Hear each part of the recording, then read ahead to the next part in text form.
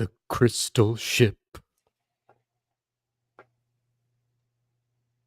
The crystal ship. Sean Crystal, are you out there somewhere in space? I'm here, Jim. On our planet of Krypton is how Marlon Brando refers to it in the 1978 Superman movie. Krypton. He just did whatever he wanted. So Chris and I are recording Trash Movie tomorrow, and we're talking about Superman 4, The Quest for Peace, Right. Yeah. which is so terrible. But Yeah. I've been kind of like revisiting and watching docs about all the movies. But like the 78 movie is hilarious because I don't know how much cocaine was involved in these decisions, but like they were like Krypton. It's a bunch of crystals. There's crystals everywhere, and all the Kryptonians are wearing those great white like crystal disco robes. Remember? And Brando's got the white hair. Yeah, and it's like, they were aping off of the success of Star Wars from '77. So that I think they were like, we have to go big. We have to have this sci-fi intro to the movie. Crystals are sort of like lightsabers. I don't know. Is that, do you know what I mean? It was, they were stretching. Yeah. They were stretching. Yeah, they were. I don't know. Hey, we got a first timer here tonight, Jim. Who is this? We got an Inkpulp virgin, Nathaniel Vito. Watching. Oh, damn. Thank you for joining us. This is Inkpulp Live, first one of the new year. Happy New Year to everyone. That's right. It is. The big Superman show, the big Star Child show. Hell yeah. The crazy alien show. Jazzy Jamie Wood in the house. How are you, buddy? I'm good. How are you guys? Great, man. Good. We've been all busy year already. So much shit going on. I know. It's been so rough to just make it through every day. Got so much going on. I got a lot of stuff I can show. We're 8 days in West Coast Dave, Inkpulp Live naked, covered in peanut. Well, that's a whole other show. Oh, Dave. Save that for Friday, man. Save it for Friday. My God. Sean, did you want to show? You want to show some stuff? Yeah. So remember last week I was showing this study for this, but I finished it. This absolute my God. Holy shit. Yeah. Look at this guy. Insane, man. Yeah, Sean, so I turned that new levels. Turn that in, and now I've turned in a thumbnail for my absolute Batman cover. But let me show you a commission I'm working on. This is the commission I'm working on. Oh, right. Yeah, I saw this today. Yeah. So I took the kids. We went and saw Nosferatu on New Year's Day, and that was one of my favorite movie experiences in a very long time. Oh, good. Can't wait to see it, man. It's worth seeing in the theater. Definitely worth seeing. Highly agree. Me and the kids were so amped. We saw it in the theater. It was really good. Awesome. We saw a bunch of good trailers too for some upcoming good stuff. The movie called The Dam. Did you watch that trailer yet, Jim? No, I need to see that. I've just been like, dude, yeah, that movie looks really good. And then we saw a trailer for 28 Years Later, which is a great trailer. And that's going to be awesome. I saw that. Yeah, that looks great. And then the trailer for The Wolfman, that looks good. I'm not going to say great, but that looks good. Oh, yeah. Good. Horror's on fire right now. Like, people are making... Yeah, but like real horror, not this like torture porn jump scare shit that we've been plagued with for the past 10 years. Right.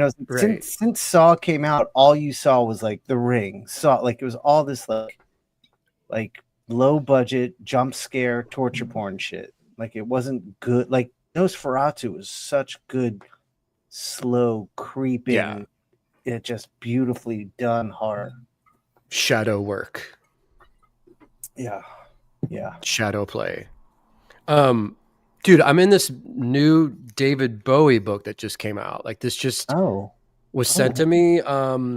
David Bowie, Cosmic Jibe, Sci-Fi, and Living in the Times of the Starman. This is like oh, wow. a retrospective of his life, but also pieces from different artists just celebrating Oh, shit. Bowie's life. And I sort of forgot that I submitted something to this, and it was a piece I did a long time ago. Oh, shit. Look at you. But That's a dope piece.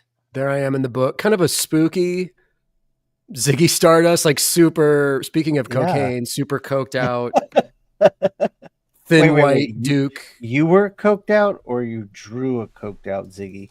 Ziggy's coked out. Yeah, Ziggy's coked out. Yeah. The coke years for me were years ago.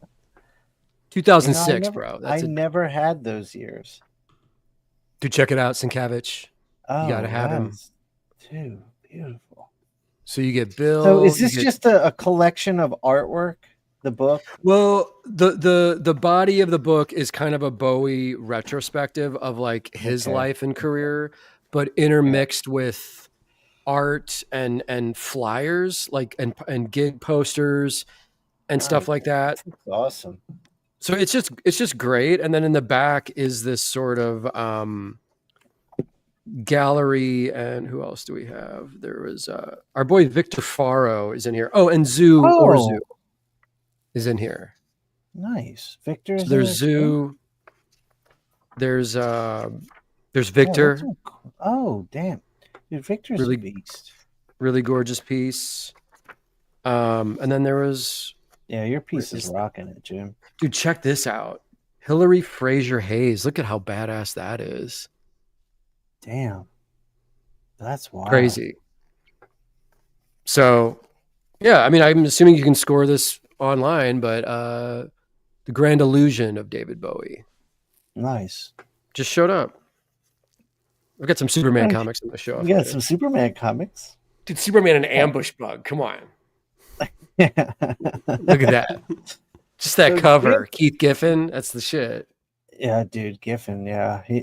Let's talk about Giffen for a second, because Giffen's, I mean, I love his drawing. I'm not trying to take anything away from Giffen's drawing. I love his drawing. But as a storyteller, he's one of those like unsung heroes who really laid the groundwork for the generation to come after him. And yes, I don't know if a lot of people know this, but he was in charge of doing the layouts for the Gaijin studio guys when they were doing it was one of the, was it Justice League? It was the Justice Society. I don't remember which one it was. I think it might have been Justice League something. But Adam Hughes worked over his layouts. Jason Pearson worked over his layouts, and those guys all like when I would talk to them, would talk about how much they learned from Keith Giffen, kind of teaching them storytelling.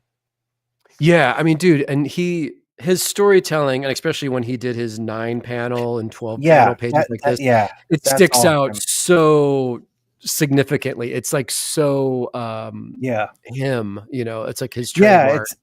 It's amazing that you can look at a page, not look at the drawings, but just look at the panel arrangement, and you can say, oh, that's Giffen. And there's very few people you can do that with. You can do it with Will Eisner. You can look at an Eisner page and say that's Will Eisner. And Harvey Kurtzman, you can do it with him. Oh, for sure. Frank Miller has that going on. But outside of that, I don't think there's a lot of guys you could say that about. Eduardo Risso, you could say that about, I think. Yes. Dude, look at this. Ambush Bug is a samurai. Look at that. It's just it's funny because like it's an anthology, so the rest of the book is it's cool. It's like the more Kurt Swanish kind of traditional, but then when you get to the Giffen section, it's so significant. Like it stands out so dramatically that this is him. Yeah, dude, look at that beautiful hand lettering on the left too. I know. With the antenna coming off the A, that's awesome. That's so just badass. Good old comics. Yeah, that's good comic shit right there. For 75 cents, kids. What year was that, Jim? This is 84. Okay, cool. So with the Superman logo on the bottom, it's great. Yeah, that's awesome. I'll show some of the rest of these off later, but Okay. I've got well wait, Jim, before we get into the artwork, do you have anything you want to show or talk about before like beginning the show stuff? Oh, I do. I have some stuff to show. I was just jumping the gun. Jamie, could we plug a couple things? I've got a couple two new fan art pieces I wanted to show off. Can't Stop the Savage Street Vigilante movement. This is now its own political movement. It's a hashtag. People are running for office based off of Savage Street Vigilante. This is Emmanuel Garcia sent me this. It's a political party now. SSV. It is. SSV. Thug Society, yo. Thug Society. Emmanuel Garcia, super badass, Gonzo style. That's really nice. That is wild, man. Pure energy, dude. It's great. That is so cool. Yeah, love that. And then this is a homeboy of mine from St. Louis, Plastic Pics on Instagram. My buddy Bradley. Dope. And love the textures. Look at all the crazy spattering in his muscles and the stitching and everything. It's awesome. Yeah, I was getting lost in that. It's pretty stuff. Really cool. And then man, I just wanted to. I sent out an update through my Kickstarter yesterday, but I wanted to show everybody like all the add-ons I'm doing for the Kickstarter campaign. One Dangerous Donut. These are all signed and sent out. If you ordered Ballpoint Slayer, these are all signed and drawn on. You get a custom drawing on the back of that book. Here's some examples of some of that. Jim, was that an upgraded order? Like you can get it with the Ballpoint Slayer, or you can get it with the Ballpoint Slayer and a drawing on it for more, or was that just the flat Ballpoint Slayer rate? No, the Ballpoint Slayer just comes with the drawing on the back of it. Like if you order the book, that's just the deal. Like there's that and white what do you charge for that? Yeah, what do you charge? It's $50. It's $50 for the book on the website. Nice. And it's like 40 if I have it at my table at a convention, which I think is a really good deal. It's a 48-page magazine size art book, and then you get a beautiful art book. Yeah, I mean the book alone is worth it, but yeah, you get a JimMahfood original on the back. It's a steal at $40. Yeah. So yeah, this is just, and then this book is now sold out. Tank Girl Sketchbook. These are all signed and ready to go through the Kickstarter. And Super Knot Sketchbook also sold out now, and that's awesome. Done and going out through the Kickstarter, as well as Carl. Carl is now officially sold out. Oh no! So yeah, I kind of just offered all this backlog through my Kickstarter just to kind of clean house, because this year I have 3 books I want to put out, Arachnid Enforcer, Ballpoint Slayer Volume 2, and Girl Scouts Deluxe printed book that prints all the Girl Scouts online comics I did from a couple years ago. Nice. Awesome. And then these are samples of the original art plates. If you ordered one of these through the Kickstarter, I finished rocking all of these as well. So how much the Savage Street Vigilante book, is it comic size or magazine size? It's comic size.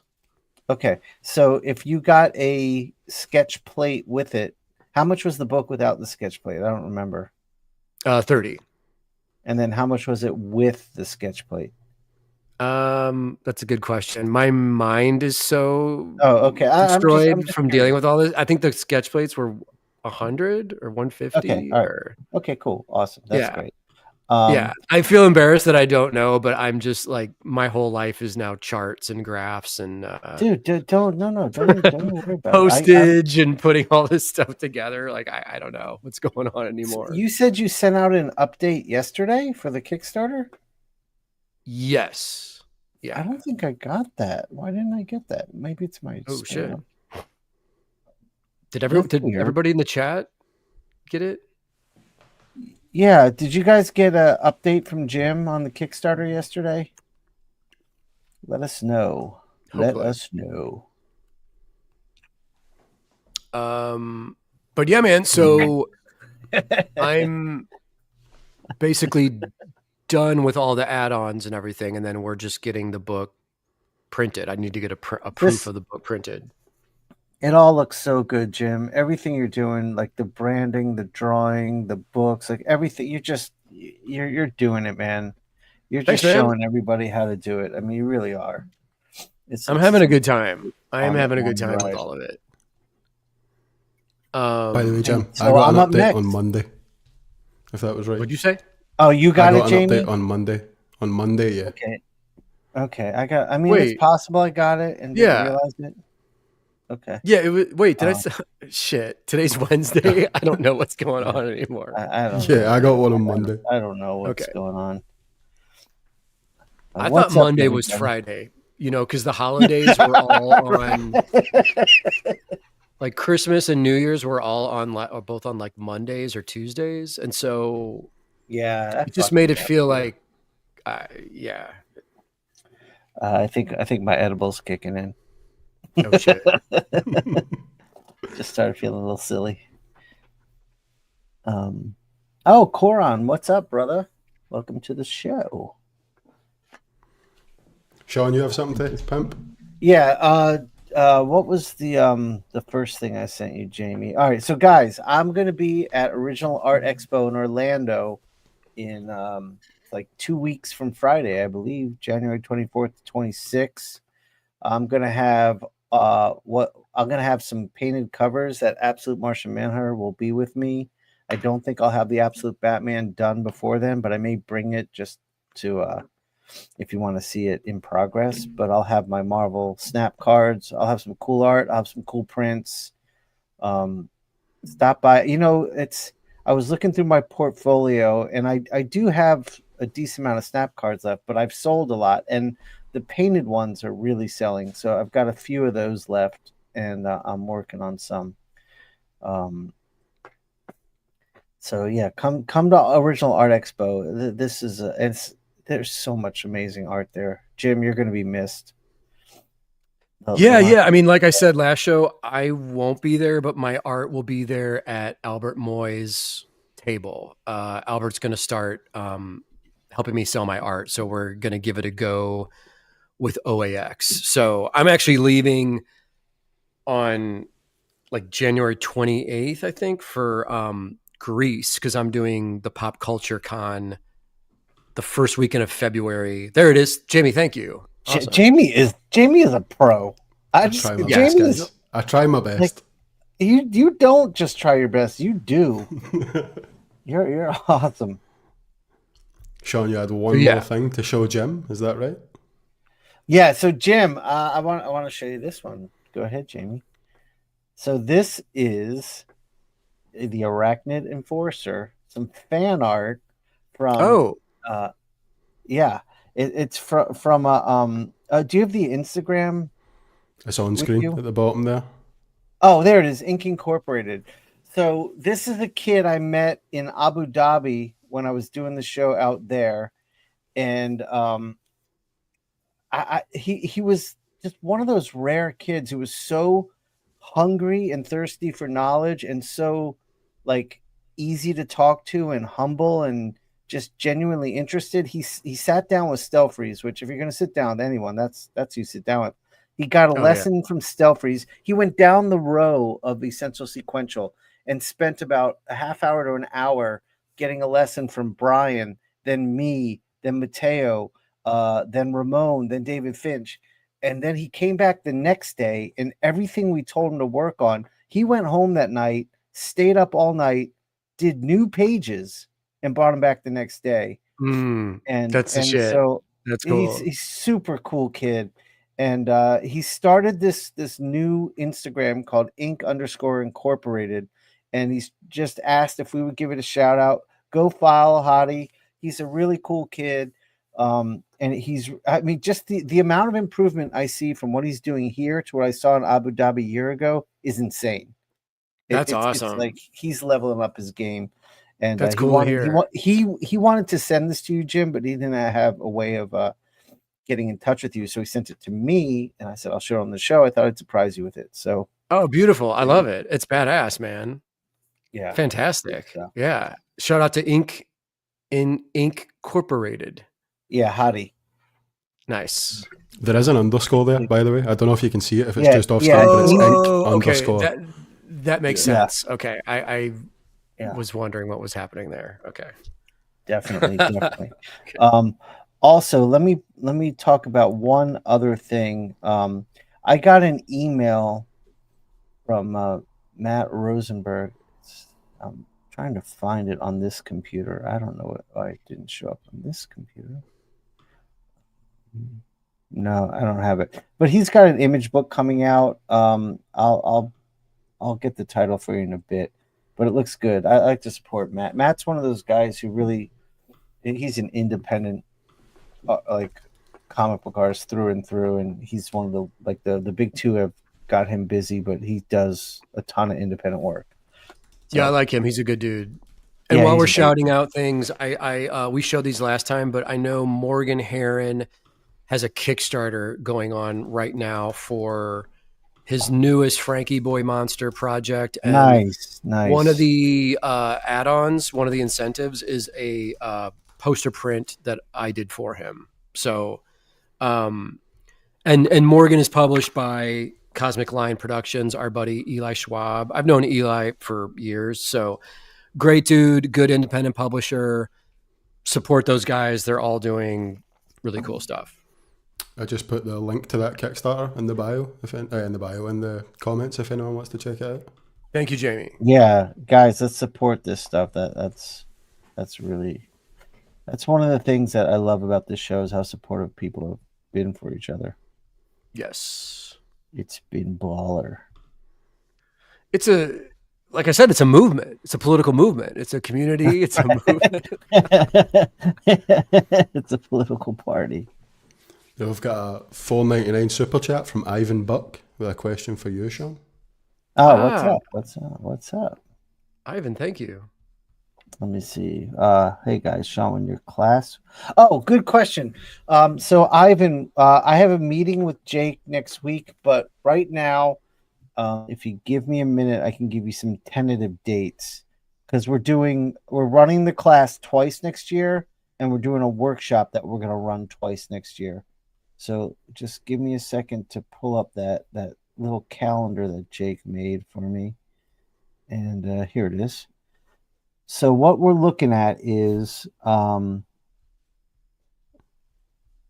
March 29th and April 5th will be the first workshop. It's 2 Saturdays. So we do a workshop on Saturday. You spend the week doing the work, and then we go over it on the next week. So that's just a 1 week thing. And then our class, which is going to be a 10-week course in comics, is going to start May 7th and run through July 9th. And these are tentative dates. And then we're going to rerun the workshop again August 2nd and August 9th. And then we're going to rerun the class September 3rd through November 5th. So those are the tentative dates. Trust me, we're going to be shouting it out everywhere when we nail it down and we're ready to promote it. And Jake will probably be coming on the show too as well. So Nice. thank you for the question, and hope you can join for as much of that as you can. Ivan also asked, when you guys are inking, do you put ink right on pencil or are you doing it through a light box? I do ink right on pencil. Right on pencil, baby. It's happening right in front of you. It's happening right in front of you. I always felt like there was a weird. This is paper. Great. This is not digital. This is not done with an eye pencil. This is actual real paper, guys. You can hear it. Yes. Yeah. Right here. These marks are what you call pencil mark, graphite mark. And then pure ink right here in this pen, guys. Hell yeah. Pure ink. It goes down on the paper. I always felt like there was a weird disconnect inking like on blank paper, light boxing the pencils underneath. I just felt like something was always missing. Like the drawing wasn't there. It was like this, like it was like these inks were floating on top of nothing. It just felt weird to me. I know I'm strange. Right. But I like I get laying it. down the ink get it. right over the pencil. That's my jam. Yeah, I mean, it's, when I was a kid, the people in the 70s were like, lay it down. You got to lay it down, Jimmy. Lay down the funk. And that's what I'm here. Throw these jokes. That's what I'm here to do for the people. Exercise the funk is what they say. Now, since I'm talking about old funky shit, I guess I'll just show this real quick. So, Sean, like I showed this photo of me in my karate outfit, mid 80s style on social media. This got a big reaction. I got like the Karate Kid kind of feathered hair. This was another photo I found when I was in St. Louis. And when I saw this, I was like, what the hell is this outfit? I've got like what is that? A Bush beer hat on. Football jersey. Dude, I want that jersey. I want that jersey. That's fly. The camo pants with the bandana. Cut off Jim, fingerless gloves. You were so far ahead of the game with the camo pants at that age. I know, man. That's some forward thinking right there. Mismatched shoes, and I was like, "What is this outfit?" And then it dawned on me, dude, this was my interpretation of. This was my b-boy outfit. This is what I thought b-boys wore, because we didn't have Google, whatever. So I saw, like Beat Street as a kid. I would see breakdancing in movies. There was the famous breakdancing scene in Flashdance. And so being an idiot kid in the Midwest, this is what I thought, like, this is my b-boy outfit. And me and my friends would get the cardboard boxes and flatten them out and be in the front porch with the boombox bumping Fat Boys and Run DMC and doing our breakdancing moves. So this is my like 1986 b-boy outfit. You know what's funny is it looks like something I would wear now. This is what I know. This is what I'm showing it to you.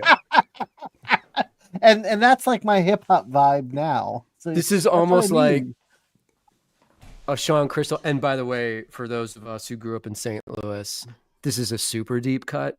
This shoe right here, this is a Tony Glavine kangaroo. You guys remember kangaroos? Yeah, I remember kangaroos, dude.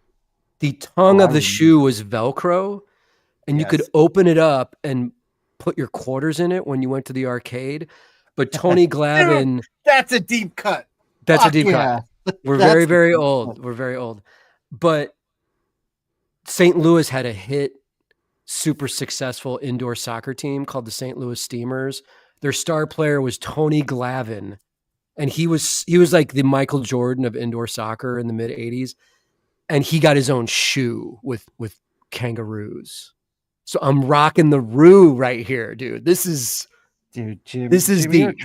If you're in St. Louis right now watching this, you are losing your fucking mind over this cut. That's so awesome. So there we go. That is so fucking awesome. Back to drawing Cyborg 90s Superman. God damn it. That's awesome stuff, Jim. What a show we're doing already. My God. I know. I do want to talk about some craft stuff. So when Jim suggested we do Superman, Superman's never really held my interest too much. Just being honest. The only Superman I started really enjoying was when Bruce Timm started doing Superman Adventures on Warner Brothers. Yes. Then I started to understand Superman. And I liked that. The Superman comics never got me. Of course, when I was a kid, I liked the movies, but I wasn't like a Superman freak. Right. He's too much of a Boy Scout for me. But Jim suggested, I was like, that'd be fun. It's good for me. Plus, I've never been able to draw him well. I just don't know if my style were. I don't know what it is. So I wanted to really challenge myself to do a good Superman. So, but I do have love for the like canon of Superman artists. So I was talking to Jim. My first idea was to like do a Fleischer approach, because those old cartoons I loved. There's something really magical about the Fleischer cartoons. Oh man, those are for incredible. Are you Superman. kidding? Yeah, it's great sci-fi, like like very retro. It's really good stuff. And I said this year I was gonna on the show especially try to focus on simplicity. So I started with Fleischer, and then I started looking at some Kurt Swan, and then I ended up looking at Bruce Timm and Darwin, and I just kind of ran with it from there. But I feel like Superman's eyes, I feel like they should always be like CC Beck's like Shazam eyes, like you don't see Oh, the sure. whites. I love that Sure. when it and Bruce Timm did that too. That's a But good reference. That's a good uh point to, model your stuff off of. Like I like yeah, that. totally. So here I am. I did this drawing really fast. This was maybe 20 minutes pencils. Whereas if I was really laboring through the drawing like I normally do, it would have taken a lot longer. And now I'm gonna try to keep the ink simple. I'm just gonna try to stick to this Tombow pen primarily, and we'll see. I like the shape. I do like the shape. It looks awesome, man. It looks like a classic. Yeah, you're doing a classic Superman look there. I mean, I feel like that's the only way Superman should be drawn. And this is Yeah. coming from someone who's not a huge fan of Superman, but I feel like if you don't make him look classic, it's just there's no aesthetic to him. I feel like that's like Batman's got to be like dark, Superman's just got to be classic, Good or point. else you're just missing the aesthetic. Is Although I love what you're doing. I mean, you're doing your spin. I just don't think a lot of people can pull that off. Yeah, for me, it's like, well, let me do, and I put him in Savage Street Vigilante, but like the 90s ridiculous versions of Superman, I think are so silly and over the top and funny, but that Yeah, matches my style and my aesthetic. So yeah, I think there's been sort of a newfound rediscovery and love of how silly that era was. Because it just reflects the period of it, it's such a specific thing of like mullet Superman, blue electric suit Superman. right, It's like, right. wow, they were really just throwing tons of shit at the wall to see it would stick over there at DC in the 90s after they Yeah, made all the money, killing him off. I right, think right. That's there right. was probably, a bunch of serious meetings where they're like, okay, well, we made money off of that. And like, now what do we do? Yeah, I think you're right. We're Yeah, I obviously think we you're have to bring definitely right. him back. Like what happens next? Um, Dude, do Yeah, you I remember remember. that era? Like, do you Oh my remember? God, I remember. So that was when my girlfriend was working in a comic shop, and when the death of Superman happened. So, well, that was like what 89, 92. 92. Okay, 92. Yeah. So because I remember all because they came in blind packs. Do you remember that?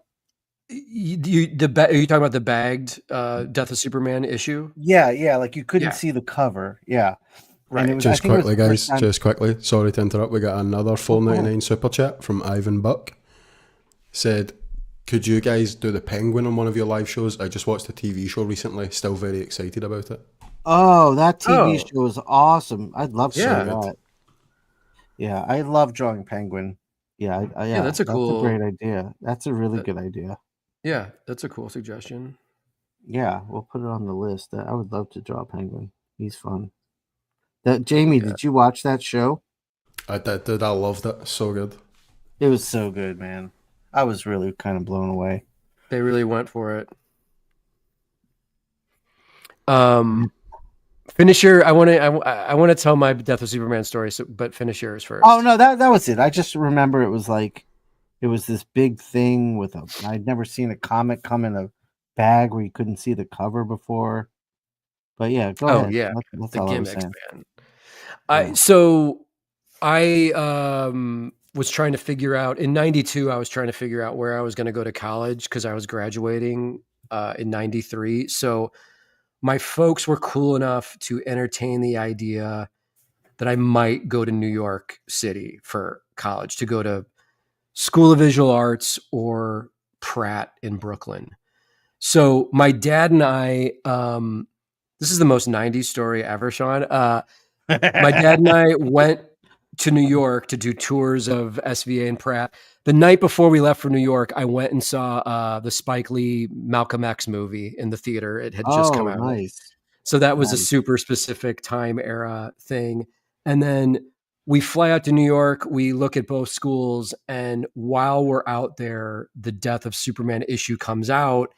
And I'm such a fanboy. I'm like, hey, Dad, do you mind if I go into the comic shop and get it? And there's a line down the block to get into the comic shop. Oh, my God. And my dad's just like, if you want to wait in that line, you go for it. I'm going down the street to the nearest deli and getting lunch. So I'll just see you when you're done. But he's like, I'm not waiting in a line to buy a stupid Superman comic book. Do you remember which shop you went to, Jim? I don't. It was, it might've been St. Mark's. Okay. Oh, nice. Yeah. So, but then, dude, so I get the book. We're chilling back at the hotel that night. We're watching TV, and I finished reading the book, and my dad's like, "Was it worth the wait?" I was like, not really. It wasn't very good. It was just like splash pages drawn by Dan Jurgens of the two characters punching each other, and then Superman, that's exactly Superman dies at the end. Right. I didn't even think Doomsday looked cool at the time. I was like, that's who's going to kill Superman? Right. But again, if you look at it now with like nostalgic glasses, it's now I like it. Yeah. It's such a crazy and ridiculous over the top character. It's just it's like these old guys at DC trying to figure out like what kids that are into Rob Liefeld and Todd McFarlane want. It's like, I don't know, maybe a monster with just bones sticking out of him. I don't know. Yeah, that's exactly right. Very strange, man. Very strange. Quick shout out to Chris from Comic Tropes in the chat saying St. Mark's. You can see that in the second episode of Trash Movie Bonanza. Chris, what's up, dude? Yes, we did a little highlight of we did that was during the episode for brain damage. I'm sorry. Brain damage. Oh, I love that one. That was great. That was a crazy ass movie. Yeah, but I love that your guys' episode on that was great. Yeah, that was the one where that's that like, CC Beck face. Oh, there you go. The big square eyebrows. There you go. Yeah, dude, that's awesome. That's a Superman for sure. Yeah, I'm kind of surprised I could pull it off of Superman.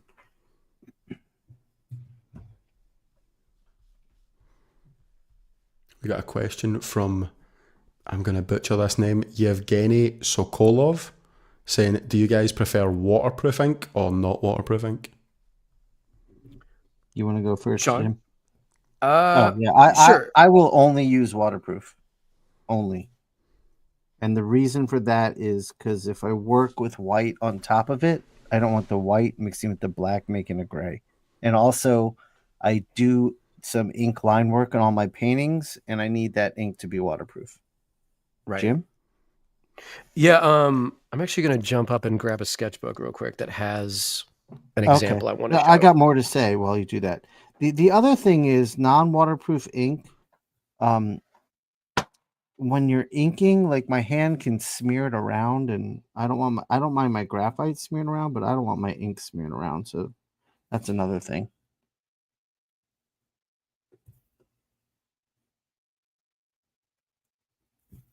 While Jim's out there grabbing his shit. I think this is the first time I've thought about this, Sean. Are you left-handed? Yeah. I've never noticed that before.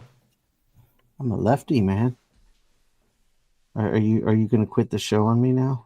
I'm thinking about it, Sean, to be honest. The accent was getting me there. But left-handed, this is the final straw. Yeah, that's it, Rory. This is the final straw. All right, fair enough. Fair enough. When Jim gets back, I want to ask him if he wants to talk to the Well, I'm audience. back. I'm about back. it. I'm just Oh, not okay. finding. I mean, of course, I'm not finding the right. Well. Okay, hold on. So when you use especially with the Pilot Parallel pens, when you use the ink that they give you that's not waterproof, you can super easily make these kind of cool smudge marks as you're drawing.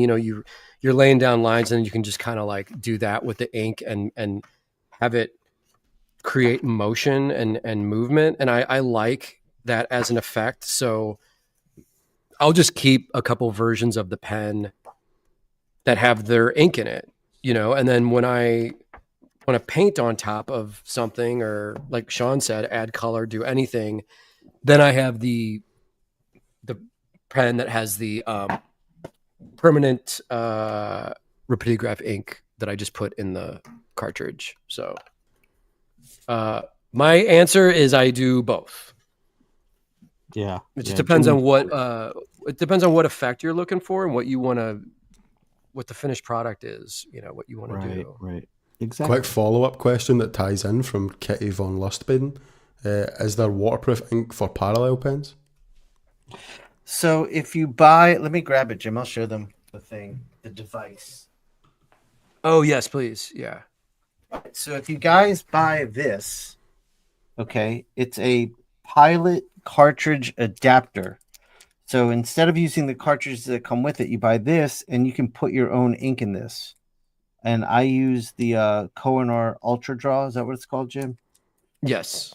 Rapid Draw, whatever it is. It's waterproof, and it's made for to go through pens. It's very thin, so I wouldn't use it with a brush, but for the parallel pen, it's kind of perfect. There you go. And that adapter is not expensive. So if you get that, you can just put whatever ink you want into it. And that's where I put my waterproof ink into it.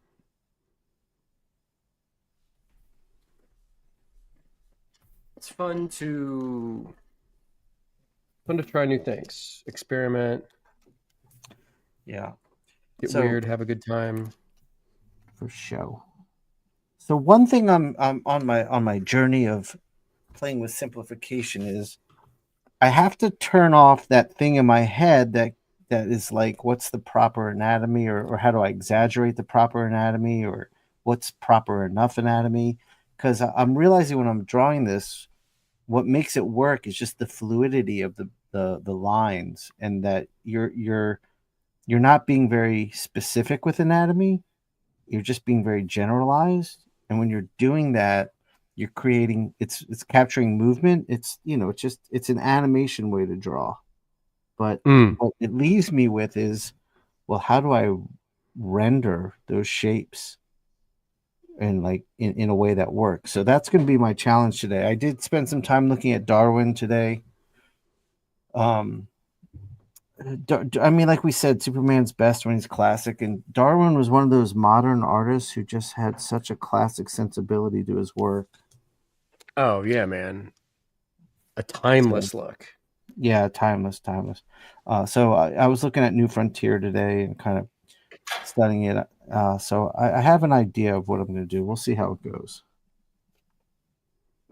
Speaking of timeless, dude, there's also, just because it fits what we're talking about right now, Steve the Dude Rude, the Hulk versus Superman. Like this. Oh my God, I forgot about that.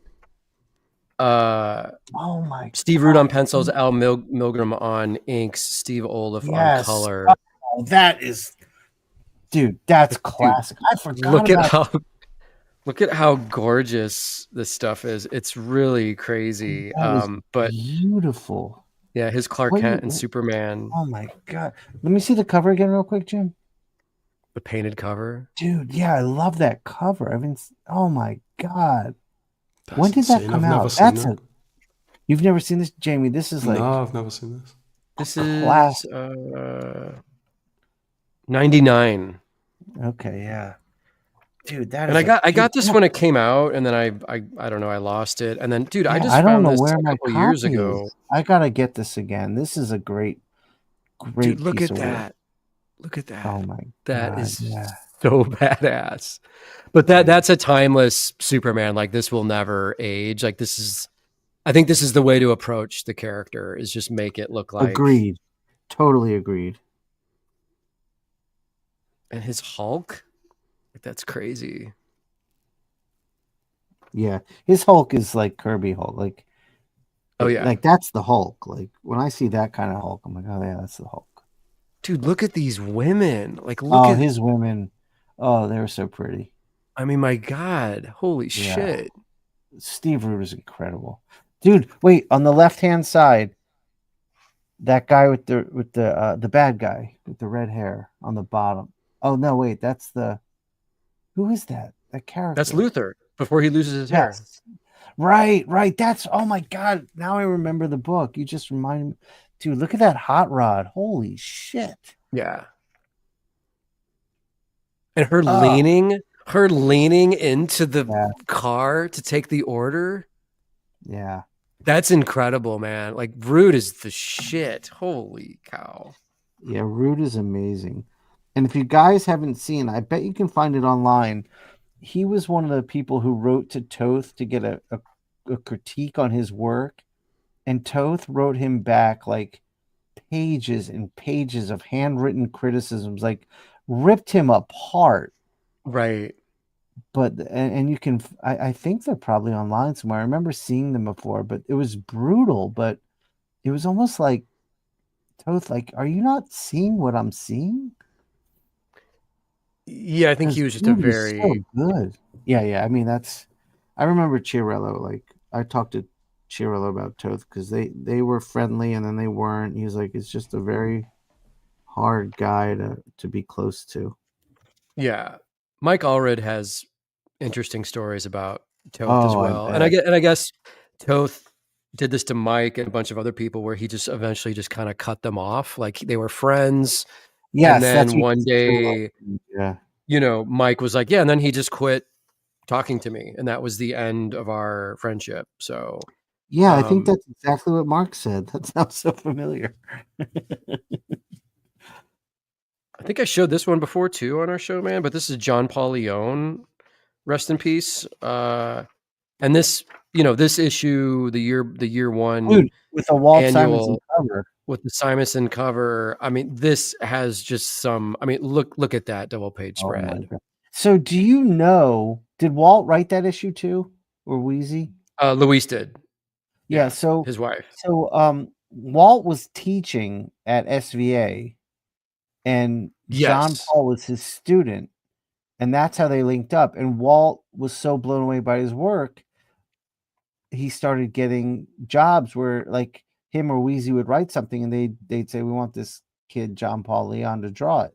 And that's how John's career got started. Yeah, that's the shit, dude. Look at that. I mean, that's also like a classic. Yeah. Super thick neck. That's like that's a darker version of the I character. know. Who inked him on this? Dennis Janke. Okay. Or Dennis Jank, however you pronounce his name, but Yeah, I don't he did know. a solid job. Yeah, definitely. But this one, when it came out, man, blew my mind, because this level of naturalism and realism in like 95 was right. Was that pretty your first rare. exposure to John Paul? I think so. Yeah, I think it was mine too. And then like I the love Batman year one, the David Mazzucchelli Batman shows up. John Paul. I mean, it was Dude, like look at that. these chunky blacks, like this chiaroscuro into comics in such a fresh way. I loved it.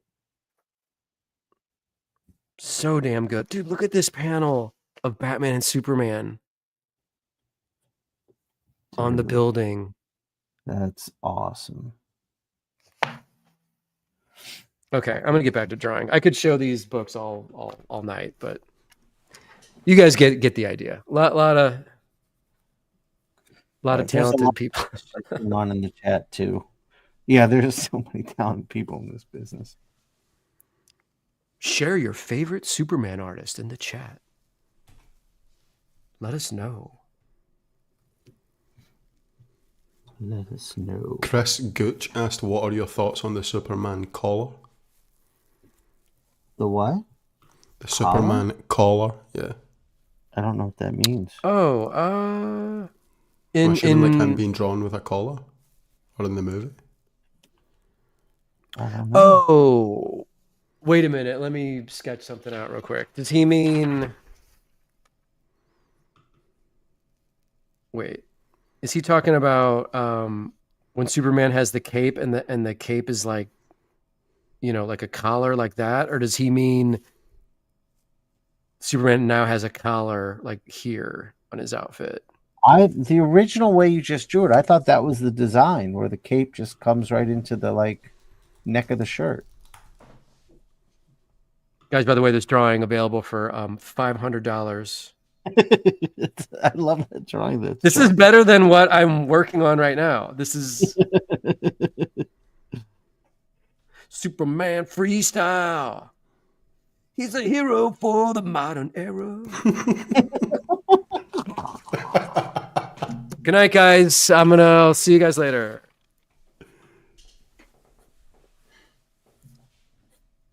Yeah, he says I meant the collar around the neck. So I assume you're right. Okay. I'm trying. This is something. I'm sort of indifferent to it because, like, I feel like, you know, stick with his classic look, but also capes and collars. I mean, that can be changed throughout the eras, or that I don't know.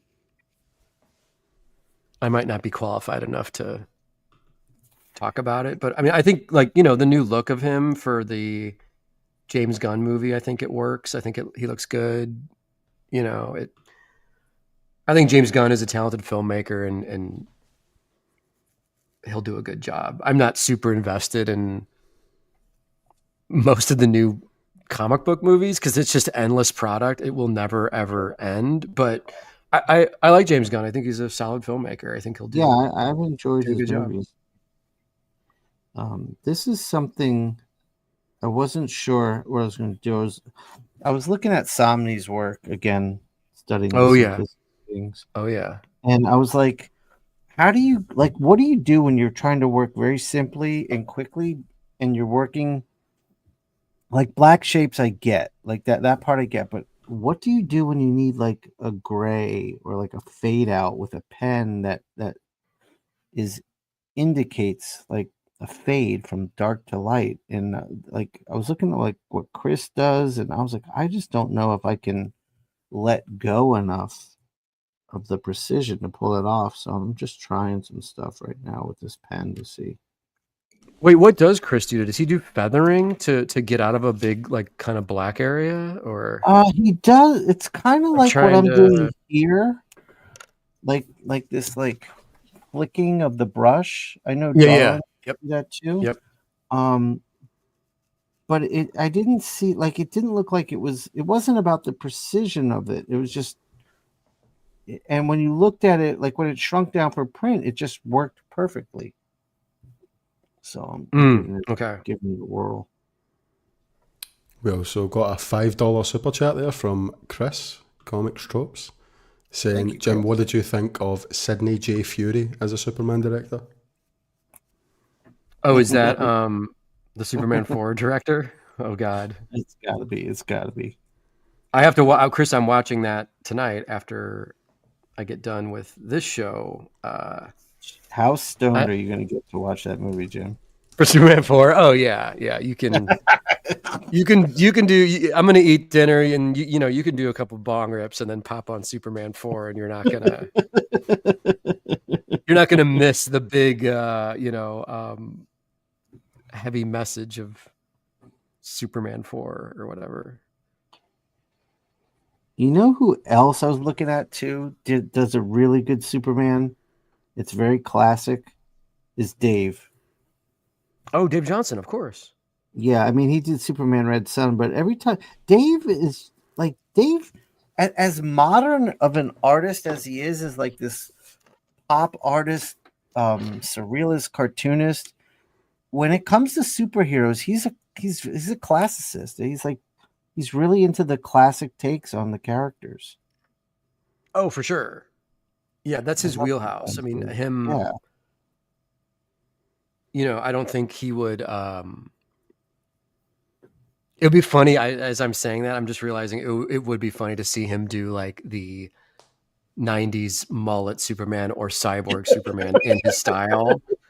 Just for me, out of my own morbid curiosity, I would want to see that. But yeah, if you're hitting up Dave, like you want, classic looking yeah. But I superheroes. mean, I mean, yeah, that's what Dave brings to the table. yeah. It's great. It's great. But then when you look at his sketchbook, it's like this Mobius weird, like beautiful cartooning. It's not classic at all. I love it. Oh, I know. And man, God, I miss it so much. But like the heyday, the golden era of LA drink and draw with Oh, when Dave he was doing Johnson, Brown Dan Paper. Pinotion, and Jeff Yeah, Johnson. Like yeah. Dan and Dave would get super weird with the shit that they were drawing. And I, of course, get super weird, but it would almost become like a contest of like who can make the like weirdest shit of the night, and those guys weren't afraid to experiment and No. have fun and get weird. It was just such a fun thing, almost every Thursday for a while, we had like a consecutive thing going on. Yeah, Um, to it me, was really being on the fun. outside, I wasn't even in the industry, but here, I guess I was just starting in the industry. But from the outside, I was like, I was like, oh my god, it's like this magical place where these art giants meet, and they do like because I'd see what Dave was drawing online. It's like I want to be a part of that. That looked Oh like a yeah, really yeah. really great creative time to be in that mix there. So fun, man. And we were all, obviously more footloose and fancy free back then. Like, I don't think Yeah. most of the guys were married or, there was less responsibilities. So it was just, Right, yeah, right. get together on Thursdays, get very drunk, have a That's what we blast, call it. and make some crazy looking shit. And sometimes Penosian would drive me because he lived up the street from me up Laurel Canyon, and I was on Yeah.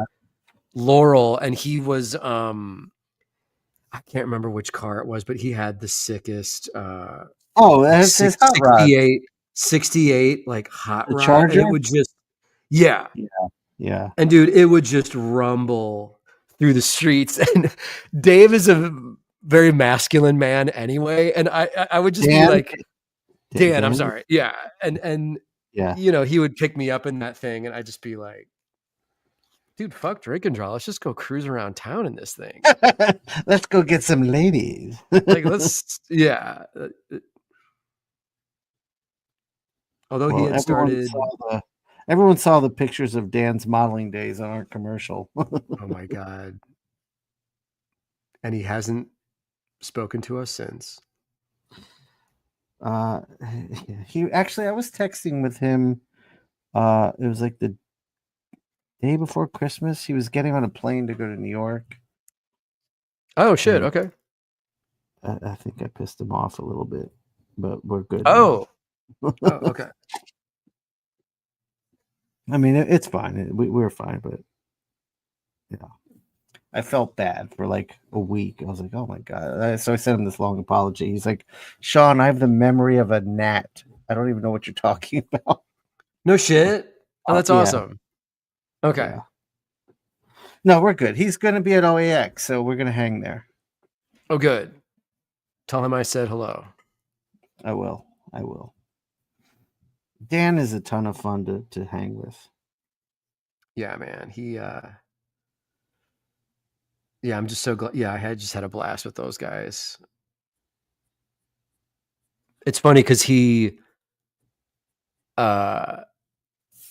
also worked out at the gym in my neighborhood. Like right when I moved to Hollywood, I joined this gym, and it was down the street from me, and I could just easily walk there.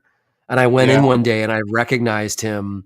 I was like, "Oh shit, that's the artist Dan Panosian. Like this is before I started going to.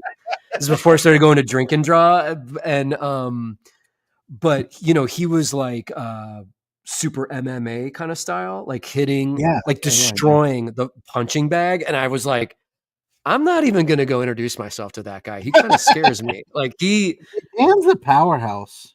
Yeah, I'm like, this dude, he's taking this workout very seriously. I don't want to. Yeah, I would not fuck with Dan. Excuse me, Mr. Panosian, could I talk to you about comic books? He's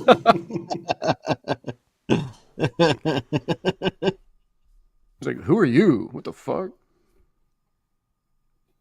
He's like, I'll pick you up, kid. So like Dan picking you up for Drink and Draw is like Dazed and Confused when the like senior invites the freshman. Oh my god, dude! Yes.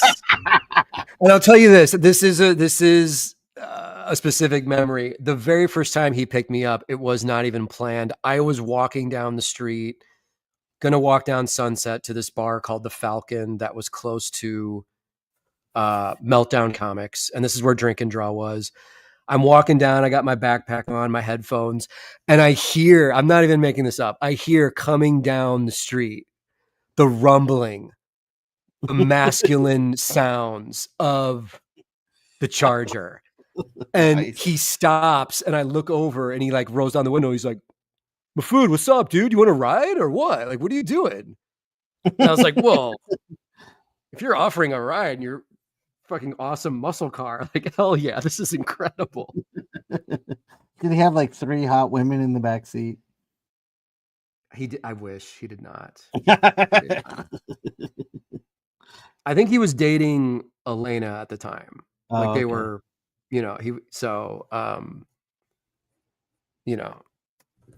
let's not get him in trouble or anything.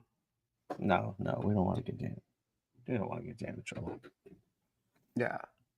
So, Jim, I got an art question for you. So I got this cloud that Superman's kind of flying through. One thing I was kind of wrestling with all day was when I approached this, I was like, do I want to use a thinner pen for the clouds? And I was like, that'll be a good thing to talk about, because when I'm inking, I tend to think of the material I'm inking, and since cloud is air, I think a thinner line lends itself towards looking lighter and airier versus the muscle and bones of the body. Yeah. I would say hell yeah, because the line, especially the outline you got going on around him, is so pronounced and clean. Yeah. That, yeah, dude, the structure, you got like a real solid thing going on there. That looks great. Thank you.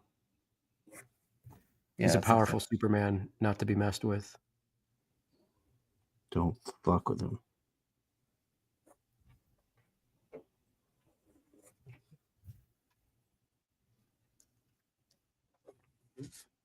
I'm getting into some teeth here, some detail.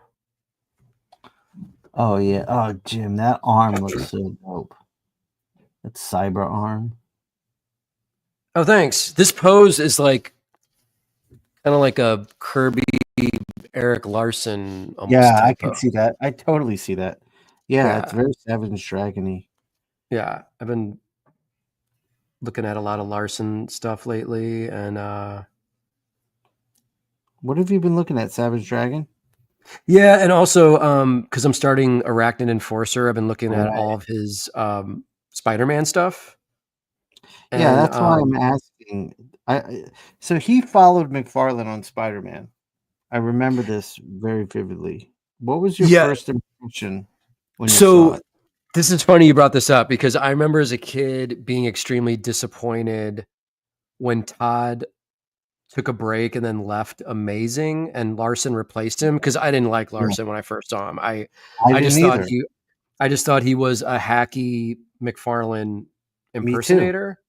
Yeah. And then Todd started the solo Just Spider-Man book that was, the groundbreaking bestseller. Right. And then when Todd left that and Eric started working on that with the crazy Spider-Man with the cybernetic arm and all that crazy shit.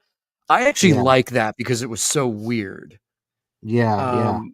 And now looking back on that stuff, I absolutely love it because it's so completely over the top and bugged out. So there's a couple issues of that stuff that I'm missing that I hit up West Coast Dave about, and that I was telling you before the show, he's helping me fill in some of the slots of some of my collection Okay. of Spidey stuff.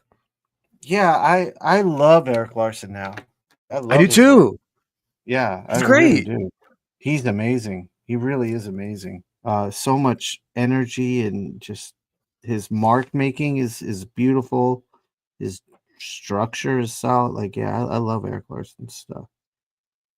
He's underappreciated, man, and like I think so I mean, I too. say that, and I don't follow the current Savage Dragon, but like the fact that he's still month in, month out writing and drawing his own creator-owned book after all I these years. know.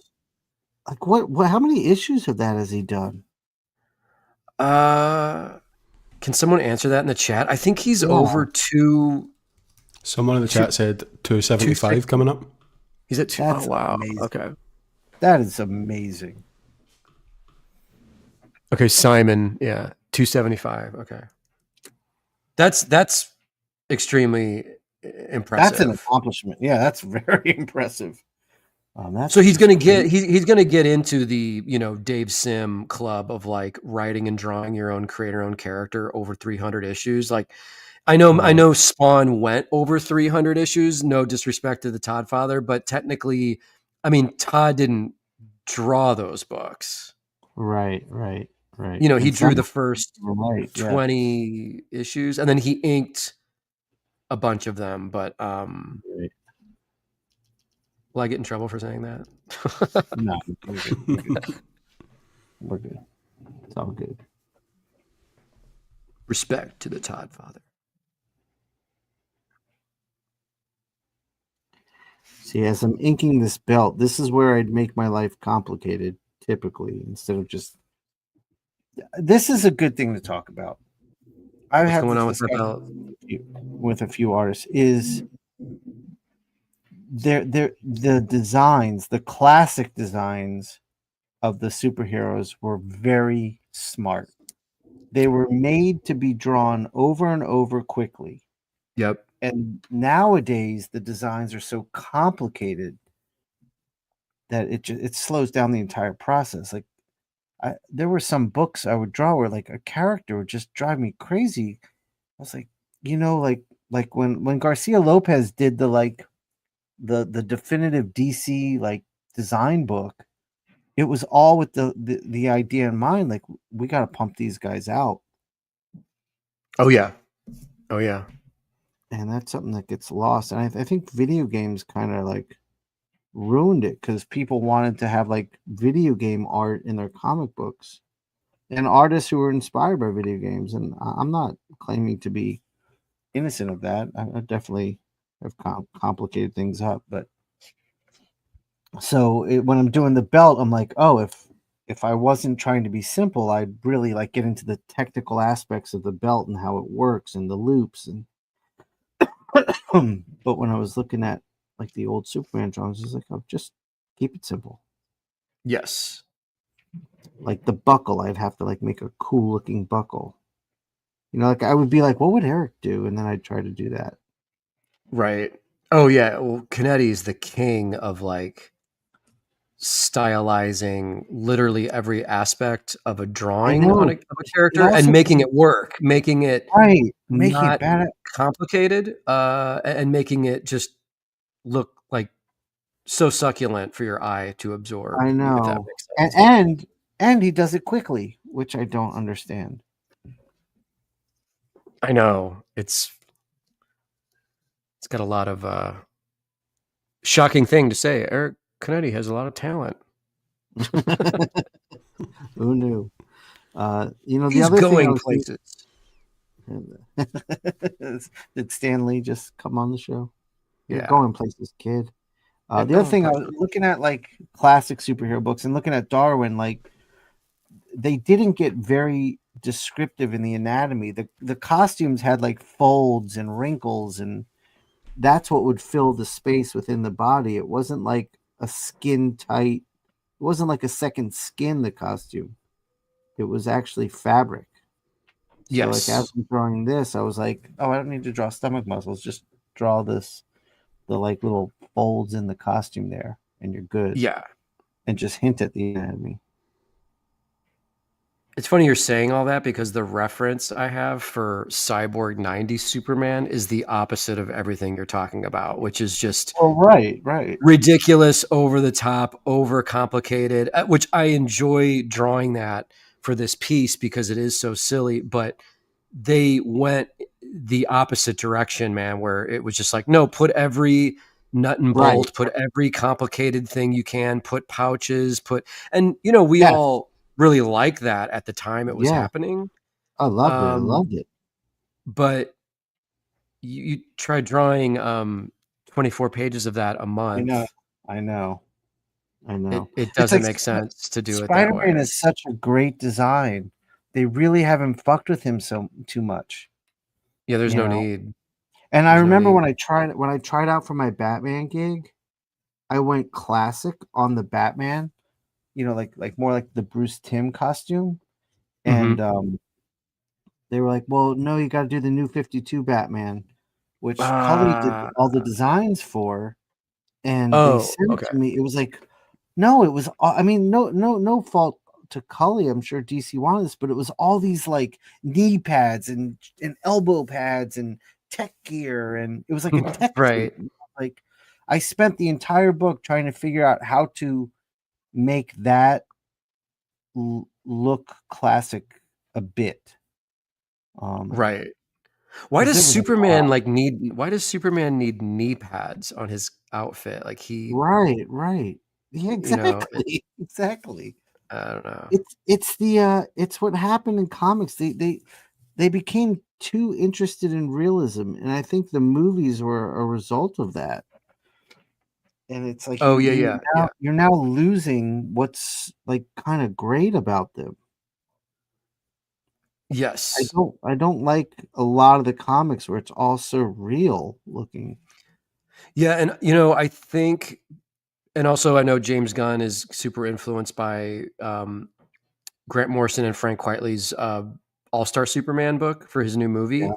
And I think just based off the trailer and his sensibility, I feel like he knows you need to do this sort of in a goofy way. Like Superman, instead of being, you can't do the Zack Snyder dark version. That's not like the character. Right. That's too overly complicated and the suit looks weird. You need to be slightly goofy. Like give him the red trunks, give him the dog, give him the robot assistant at the Fortress of Solitude or whatever, and make it this sort of fun, goofy thing. Yeah. Keep Batman dark. Superman should be almost like silly, Yeah, that sounds good. I have not seen the trailer. For the new one for James Gunn. Yeah. Oh, it's cool, man. It's I think, I'll check it out. Yeah, I'll definitely check it out.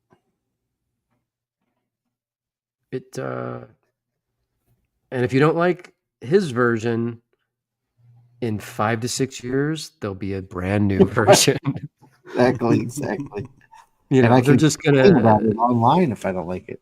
Oh God, yeah. I know that's the thing, man. Is like the big tentpole characters like Batman, Spider-Man, Superman. Like there will always be a version of them in film. Right. So it's like if you don't like the current version, don't worry. You'll have something else in 5 or 6 years. That's true. Endless products, Sean, from the Hollywood corporate elite that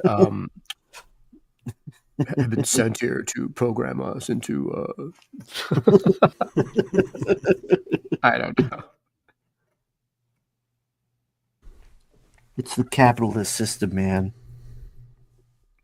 It's there's propaganda in those movies as far as like figuring out what TikTok influencers you want to follow, and our show just becomes like completely inaccurate, like political analysis of pop culture. Yeah. People Well, are like, I dude, don't I think mean, these guys know what they're isn't that talking about. every anymore. show that's out now? Like, I don't understand why people just take something someone says online as truth. That shit is crazy. Well, yeah, that's the big observation of the century right there. That shit be crazy, man. Just be crazy. Fools be tripping. Fools be tripping. jimmahfood 2025. Fools be tripping. That's exactly. We make bumper stickers. Wait, Jim, don't you mean to say fools be illin'? Fools be illin'. We're bringing back a couple things. Jim and I had a meeting today about it. About bringing back Ellen? Ill and illin is coming back for sure. Okay. Deaf is coming back. Deaf is coming back too. Like, oh, that shit's deaf. That's coming back. Hell yeah, I'm all about basically anything from mid 80s Def Jam Records era. Hell yeah. Is all coming back. Why not? Jim, why should we talk about the meeting we did have today? Hint at any of that? Oh shit. Yes. Yeah, we have some big announcements, guys. People get some opinions on some things here. Yeah. Why don't you? I'll hand the mic over to Jim for the. Well, we want to figure out how to get kind of a Patreon situation going, as far as offering additional videos each month through both Inkpulp Live and the Inkpulp proper channel with Sean and Mateo, where they interview people. And I guess we won't go into like money amounts, man, because it's super low amounts. Yeah. But we're just kind of building a structure of offering additional content through that. Yes. So we're going to have a Patreon with one tier. You're going to get bonus episodes of the podcast, bonus episodes of the interviews, and some other cool stuff too. And along with it, we're gonna. You guys have been asking about Discord. We're gonna launch a Discord too. Yeah. See, John Amore, gotcha. We are gonna have a Discord. It's coming. Oh yeah. Discord. What's up, John? Thanks for watching. So yeah, we wanted to kind of tease you guys in on that. It's coming. Well, more on that as we get closer, but it's not too far off. But it'll be in the nearish future. So let us know what you think about that idea. I feel like we should say the Discord will be available for everyone, not just Patreons. Right, the Discord. Right. So one of the benefits of the Patreon is you'll have a, I don't know what they call in Discord, but you'll have like a role. A role. Yeah, a role. There you go. Jamie knows the lingo.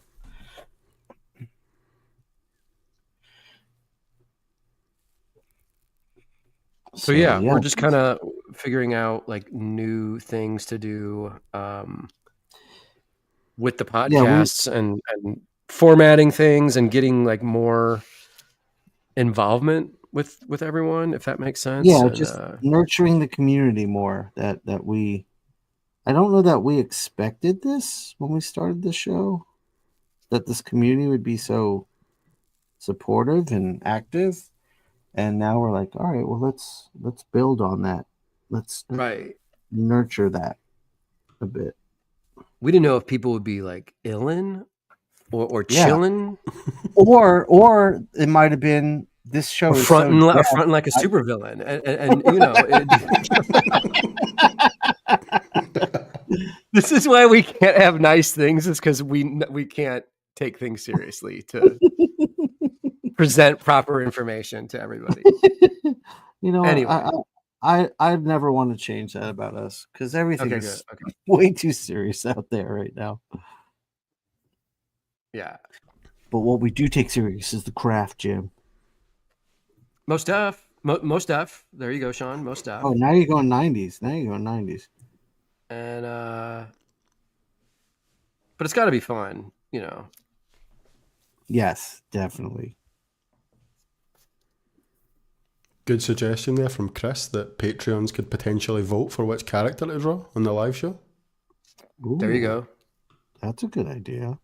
Sweet. I mean, we already had a good suggestion today with the penguin.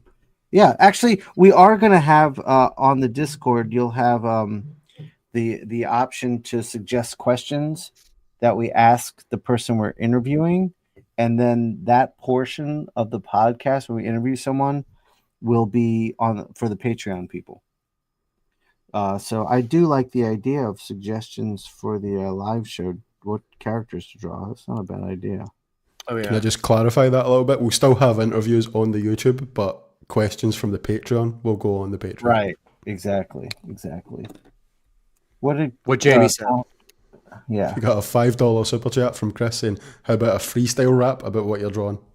Oh my god. Oh, dude. Yeah. All right. Okay, Jim. You want to kick it off first, or should I? I mean, tonight, probably not for me tonight, just because Jim be Ellen, not tonight. I be illin. I be handling Kickstarter statistics and numbers all day, so my brain be fried. And Chris, I have to end this and watch Superman 4 tonight. So you can imagine the amount of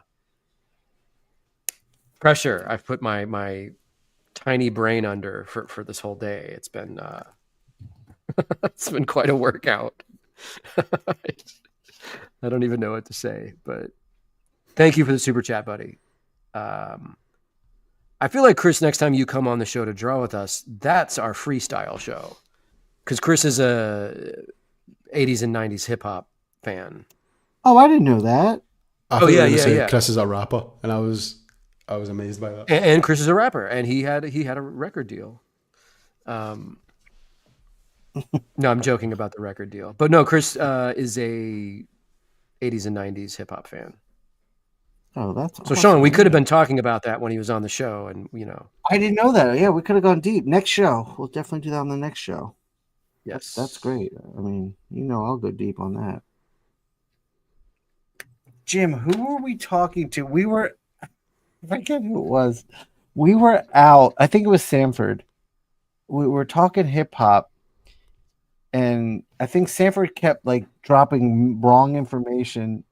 And I saw like Jim was like in his mind, I could just see the wheels turning. Like, no, that's wrong. No, that's wrong. And then somebody asked a deep cut question, and Jim was on it and answered it like fast, and it was right. I don't remember what the question was, but I was like, that's Jim right there. Was it in New York? I think so. I'm not positive. I think so though. Shit. Okay. I New York. I don't think it was Sanford. I feel like we were out to dinner. I don't think it was Sanford. I think we were out to dinner, and someone was like asking a question. Oh, was it with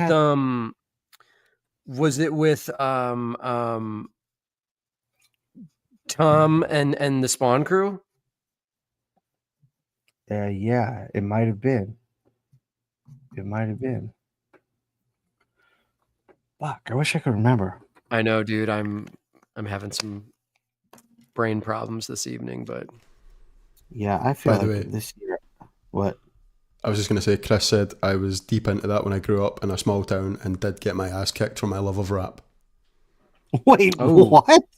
You can get your ass kicked for liking rap? That's the opposite of hip hop. No, I mean, I kind of had the same thing in St. Louis. Like people in like my junior high and high school would clown on me and my friends. They would say like, "What do you guys think? You're black? You're listening to black music?" Like, and we're like, no, it isn't. I don't view it as just black music. It's just good. It's like hip hop is fucking cool. It's like punk rock. It has a specific aesthetic and sound to it, and but these were dumb St. Louis and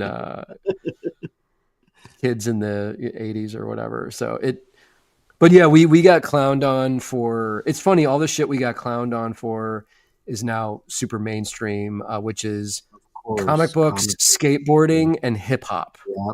Oh my God, we got clowned on for skateboarding too, and hip hop. Yeah. So like, yeah, that was a very specific thing. There was not a lot of people, and even in my crew, I was the only skateboarder that was listening to hip hop. I remember I had like Public Enemy and BPD stickers on my skateboard, and everyone's like, "What are you doing?" Right. Right. It's weird that I guess people are closed minded, but it's weird that people didn't see the connection. Like they didn't I know. see. To me, it was like it was punk rock. Actually, I got a good story with this. So, I loved hip hop when it came out, like the Beat Street days and all those days, and breakdancing and graffiti, and I was deep into it. And then I kind of fell in love with punk rock and skateboarding, and kind of slept on hip hop for a few years. And I don't remember what class it was. It was like a math class or something. And there was a black guy who was like a football player, like on the team, like one of the starters, like the opposite of someone I would be hanging out with. And Right. he would watch me draw, and then we'd get to talking. And I guess I walked in with a Walkman one day and was listening to something before class started. And so he started asking me about the music I listened to. So I was explaining it, and he was like, "Oh, that sounds like some of the stuff I listen to uh, in the hip hop." I was like, "What do you mean?" And so he told me about this band called Public Enemy and Boogie Down Productions. And he's like, "Look, go home, make me a mixtape, and I'll make you a mixtape." So Mm-hmm. next week, I came in and I gave him a mixtape with like all the good stuff, from Bad Brains to Black Flag, all the stuff. I was like, "Well, this is in line with what we talked about." And then he gave me a Yes. tape that changed my life. I remember the first time I heard EPMD, first time I heard Oh Boogie yeah. Down Oh yeah. Productions, Public Enemy, and that was it. I was like, "This is my shit now." And that's when I started putting those stickers on my skateboard, and everyone's like, "What are you doing?" Like, The it's stickers on the not that. skateboard are like a defining moment of establishing Yes. what your taste is as a Oh, young man. definitely. You know, Definitely, definitely. And then that's a we took it to very, the very it's specific thing there. and Yeah. we took it to the next level. I had a good friend who moved to our area from Tucson, Arizona. I'm still friendly with my man Donovan. But he was an artist too. Donovan was a fucking he still is, but he was one of the first people I met. Was like, this guy's fucking amazing at art. And he had these watercolor pencils. I had never heard of such a thing, Oh but yeah. he would wet them down and draw on his grip tape, and they would stay. So we started just drawing on our grip tape with these watercolor pencils. And so I started like putting the like Public Enemy logo on my grip tape too. Nice. There you go. Those are good days, man. You got to do it. Yeah, Good that shit. was, putting stickers on like your skateboard or your Trapper Keeper folder, or Oh, that was like yes. a way to let people know what you were about, and Jim, did you get the Trapper Keepers where it was like you could put your own blank in the front of it, so you could do a drawing and slip it under the clear? oh That was no, my I mean, I know what you're talking about, but I never had one of those. oh, that's yeah, that was my shit. I would like every year I'd have a new drawing for my Trapper Keeper. That's so cool. That's awesome. What's this year's drawing gonna be from That's what the Sean? Superman's for. To There you remind go. me to be simple. You're like, I'm doing this badass panther for my Trapper Keeper. Impress the ladies in class. I'm doing the cover to "Screaming for Vengeance" by Judas Priest on my Oh Trapper my Keeper. god. Yeah, I there you definitely go. had an Eddie from Iron Maiden on one of my Trapper Keepers. Oh, of Definitely had course. that. that no 80s kid is complete without at least an Eddie. Yeah, you gotta have an Eddie. Eddie kind of crossed over beyond like heavy metal headbanger kids into like kind of skate culture. Like Yeah. he was around. He had his presence. He was. Oh, Jim, I meant to ask you. So around this time, one of my favorite movies was Return of the Living Dead. Oh, sure. Yeah. Which Incredible was, movie. if you guys haven't seen it, it's a spoofy, awesome zombie movie that's basically the sequel to Night of the Living Dead. And it's a bunch of punk rockers who get turned into zombies in this Oh my cemetery. God. But also like Um, nihilistic as hell. yes, Like it, yeah. Do you remember they had a conversation with the zombie, or like asking it questions that was tied yes. up? And Yeah. that was where Tarman came from. Anyways, they're making a new one. It's not a remake. It's a almost retelling. It's like the day after in somewhere else in the US. Like or it's Oh. after the Return of the Living Dead, but it's called Return of the Living Dead, and it's the same barrels from Return of the Living Dead. Oh, They just sure. Sure. moved Okay. somewhere. But the trailer was Tarman, like just it's a teaser. It's not even a trailer of just him like dragging this Christmas tree behind him, and it's all practical effects, no computer effects. Oh, damn. Okay. I see what they're I, I'm doing. I'm a bit hyped for it. I'm hoping it's good. So they're making that specifically for like horror fans that know the deep cut. Like that's, That's what it seems like. So I hope it's not serious. Like I hope it's like the serious and ridiculous and awesome like the first one. that's for the true heads. That's awesome. Yeah. Yeah, So I I need to saw the trailer and I I didn't know got anything really about excited. that. No, I just saw it like it was for Christmas. They released it for Christmas. I'm following the Instagram now. So it's not coming out for another year. Like it was such an early teaser. I think it comes out Christmas this year or early 2026. Got it. Okay. Dude, that's crazy. That's gonna be awesome. Yeah, I'm excited. If it's done right. If it's done right, Yeah. But Tarman looked great. I mean, you don't see much of him. It's a guy. Like it's not like a computer thing. It's a guy dressed up, but it's just a silhouette of him. But the way he moves, it looks good. Sweet. Nothing will come close to Linnea Quigley dancing on that gravestone, though, in the original Yes. movie. Yes. Oh my God. As a young My, man yes. My watching little that kid rock. movie. Yeah. Can you imagine like how many VHS tape were like worn out at that section of the movie back in the Yeah. 80s Like a girl getting off the idea of being eaten alive by a zombie. of just dudes rewinding that scene over and over and over again? So ridiculous. Loved it. What was her name was Trash in the movie. Yeah, something like that. Oh my God. It's been so long. Jim, when I come to Kansas City, let's watch it. I haven't seen it in so long. Oh yeah. That's a no-brainer. Yeah. I I'll love force that like movie. Scotty and everybody to come over and Oh, that would be awesome. we'll do like a viewing party for that one. That one's worth Yes. Oh, I love getting that.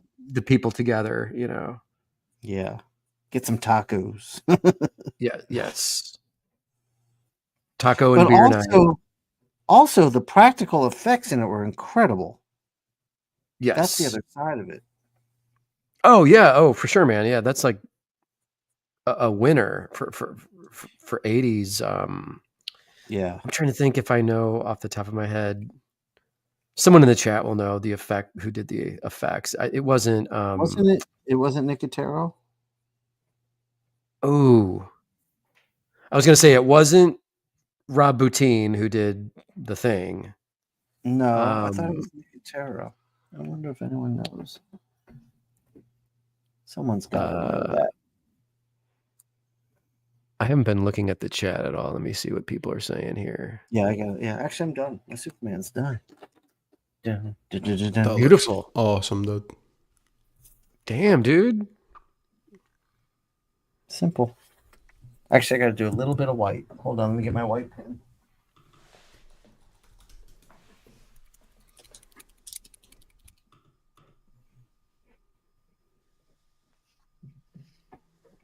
Oh, that's right. The practical effects were done by 2 teams. One of the teams quit halfway through the movie. Oh, I didn't know that. I do remember seeing something in a documentary about that.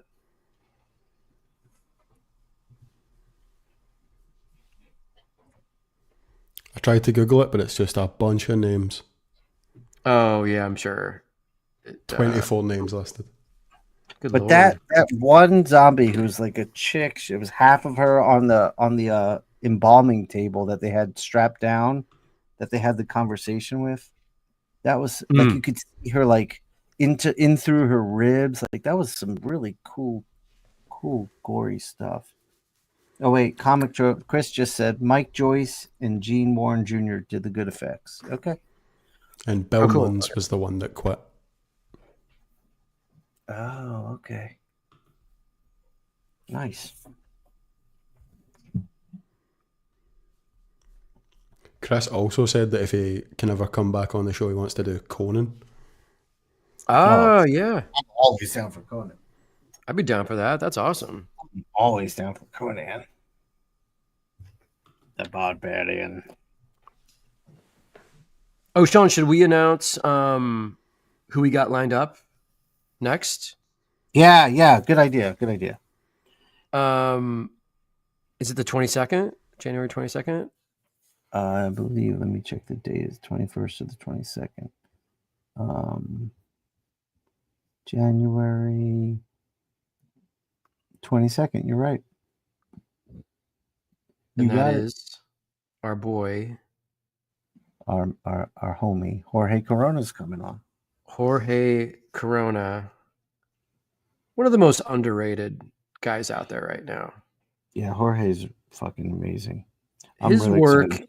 In 2024 between Transformers and Ain't No Grave with Scotty Young, incredible work, dude. I mean, you know it, I know it. Like, I feel like he's doing great, but I feel like he should be on everybody's. Yeah, I agree. Right now. But he's not my top 10 list for sure, but definitely. And I thought the same thing. But whenever I went over to talk to him at New York Comic Con, he had a massive line. Oh, good. So, okay, cool. Yeah, okay, I mean, cool. I think Jorge's pretty damn popular right now. But yeah, he's a great artist, and I think he uses primarily parallel pens too. So that'll be good to get some like craft information from him. We're gonna have a parallel pen battle to the death. Hell yeah! You heard it here first, folks. January 22nd, Inkpulp Live channel. In Abu Dhabi, we were up drinking one night, and he was playfully hating on the brush. So, and then we had an inking the next day. It was like me, Mateo, Jorge, Mark Irwin, and I think there was someone else there too. But it just became a joke between Jorge and I, where, you know, he hates the brush and I love the brush. So we're always like, I'm always like, well, real inkers use the brush, Jorge. You're not a real inker. Right. So we fuck with each other a lot with that. So you'll get some of that on the show, I'm sure. It's a bitter rivalry. Chris is asking if you guys are going to try and tackle a Transformer on that show. No, we're not. We let Jorge choose. We like to see what our guest wants to draw, because like if Jorge's on the Transformer book, he's probably tired of drawing a Transformer. So he chose, should we say, Jim, or should we leave that for this? Let's say it. Dr. Doom. The Doom Show. The Doom Show with Jorge Corona. This is a winner. It is a winner. It's going to be a dope-ass show. And then we've got, I guess we won't say specific names, but we've got guests for 3 to 4 upcoming episodes are booked. Yeah. It's going to be, I don't know if we told you guys, but basically the model for this year is every month you get 2 episodes from us. You get one of me and Jim and one with a guest. So we're working on lining up a ton of fun guests. Tons of Fun is the other name of our show, by the way. Tons of Fun. Ton of fun. It's like the Gangstar song, Tons of Guns. We're doing tons of fun. Tons of fun. Everybody getting strapped.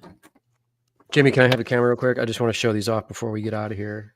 We got like 20 more minutes left. Some more Superman joints.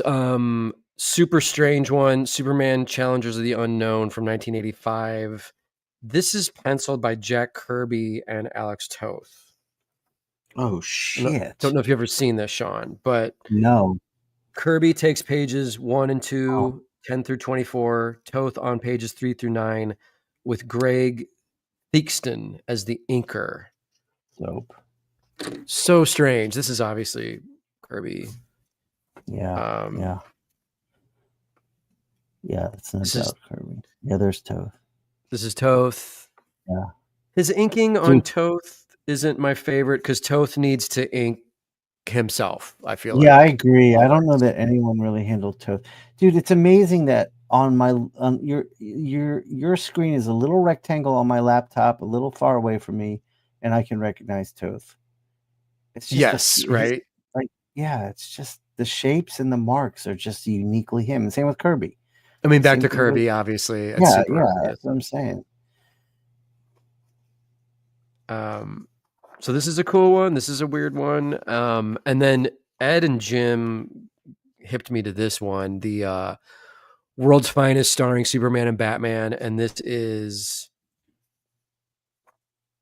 Trevor Von Eden, dude, one of my favorite superhero artists of the 80s. He did that book Thriller at DC, and he was the original artist who was going to do Batman Year One with Frank Miller.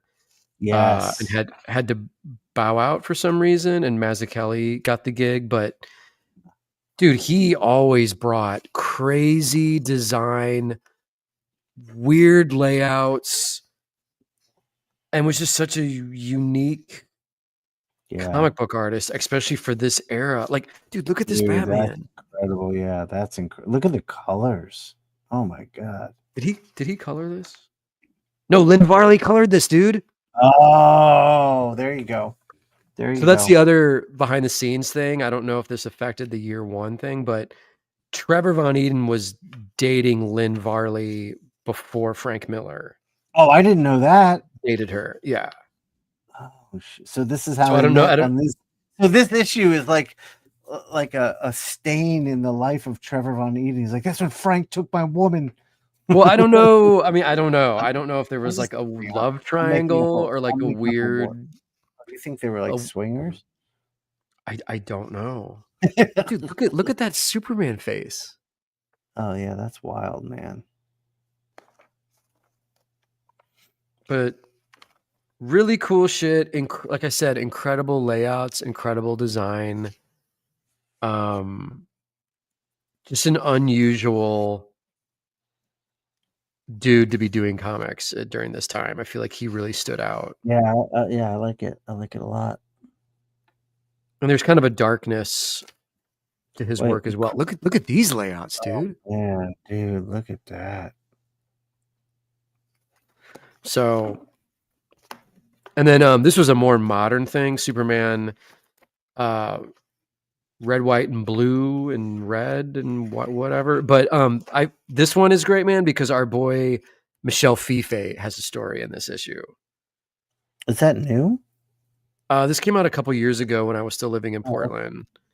Okay. But I just thought this was great that they let Michel, who's famous for his creator-owned book Copra, they let him take a stab at, and he's rocking the '90s cyborg Superman. Oh hell yeah! So love Michel's work. We should get him on the show as well, man, at some point.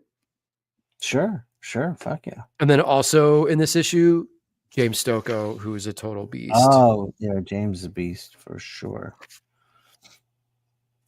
That's cool stuff, man. Look at this, dude. This is how Superman. You know what?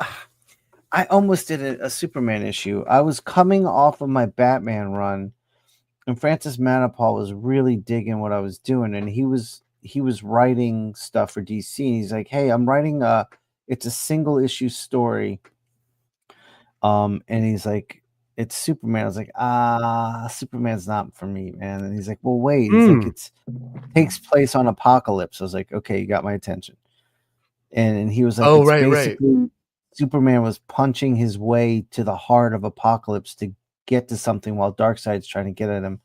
And it sounded so good, but I was like, "All right, great, I'm in." He's like, "All right, but it has to be done in like a week and a half." I was like, "I can't do it." Oh, I was like, "I can't do a book that quick."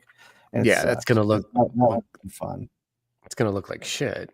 Yeah, and in my head, I'm thinking about all the textures and speed lines and brushwork I can do with like, and I get to draw Darkseid. Like I was all hyped on it, but oh well. That would have been amazing.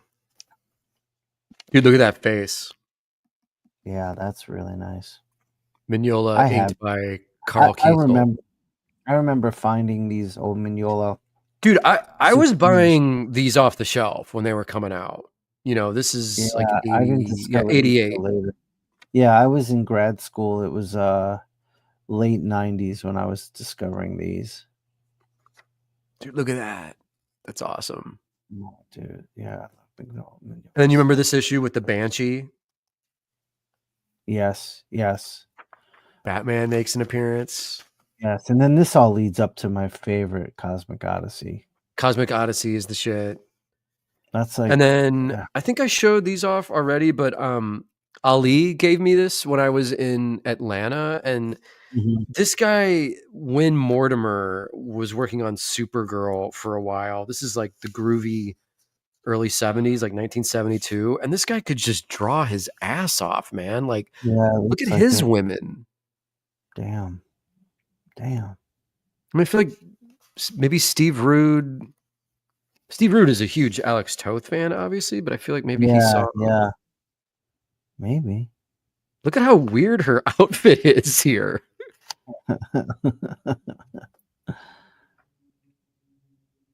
It's fun, man. I find shit like this in like 50-cent bins and I just buy it. And it's like weird swinging 70s like romance comics with Supergirl. And they're all the characters are like hippies and it's very strange. Almost like psychedelic comics, but it's starring Supergirl. Yeah, I had no idea this existed. And then, dude, just to creep you out, to give you some nightmare fodder. You can't be here. You died more than 50 years ago. Did I? There's a painting of her right here. Did I? Oh my God. What the fuck? This is a Supergirl comic. Yeah, that's awesome. And she's wearing like little Robin Hood boots. Like, what is going on? So anyway, some weird shit, man. Killer, bro. But you can't beat Ambush Bug, wherever that is. You can't beat Ambush Bug. Oh no, actually, Sean, while you can't beat AWA, Animals with Attitudes. Oh my God. Scott Newhouse, JimMaFood production from 1991. Oh my God. Oh my God, that's amazing. Can't beat that. That's me at 16 years old making a mini comic. That's amazing. It's falling apart, but this is completely embarrassing and one of my first efforts. This is where you got to start, kids. You got to start here. That's amazing, dude. Yeah, that is amazing. That's so cool to see. And then you graduate to this weird shit. Cyborg Superman. Jamie, did we have any questions, comments? The people have been sounding off. One funny thing that Chris said when you were talking about Von Eden and Lynn Valley, Chris said, yeah, and Von Eden still talks about how much he loves her. I thought that was funny. Oh, really? Apparently so. Oh, shit. That's wild. some comic book romance, man. Some weird. I think I saw someone from Scott Kurtz says hi, Jim. Oh, Scott, what's up? I saw Scott someone Kurtz, talking. PvP Someone, fame. yeah, like the webcomic of webcomics. There was someone from Greece was saying that I saw a comment. They just got a parallel pen and they can't wait to meet you. Oh, cool. Yes. Where was that at? This is the It one was- Panos Senpai. Oh shit. Okay. Thank you. Yeah, man, come by. The convention. I've never been to Greece. I have no idea what. I'm so distracted with Kickstarter stuff. I've done literally no research on what to do out there. I mean, I think we're being taken care of while we're there, and I think we're all. I'm going out there, and I'm gonna have a blast. And I mean, Jock is gonna be there. I'm buddies with him. He's awesome. Declan Shelby's gonna be there. The food is gonna be badass. That kind of goes without saying. Yeah. Wow, jealous. But yeah, man, I've been so distracted. I need to do some research on like what I need to see out there while I'm there. Yeah, how long are you gonna be out there? I think like 8 days. Oh, and which part of Greece? Is it Athens you're going to? I believe so. Yes. Oh, yeah. Damn, dude. Oh, I hate you. I'm so jealous. That's amazing. Panos, is it in Athens? I feel embarrassed that I'm even asking this because I don't. Again, I need to do my research on what's going on. Wait, pull up the image, Jamie. It probably says on there. Here, guys, watch this. Ready? Oh, damn. Okay. There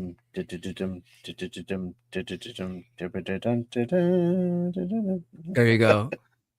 There you go. So stupid. Those edibles working, Sean. Oh, there's the promo for the Greece show. I don't think it says, unless anyone can read Greek. I can't.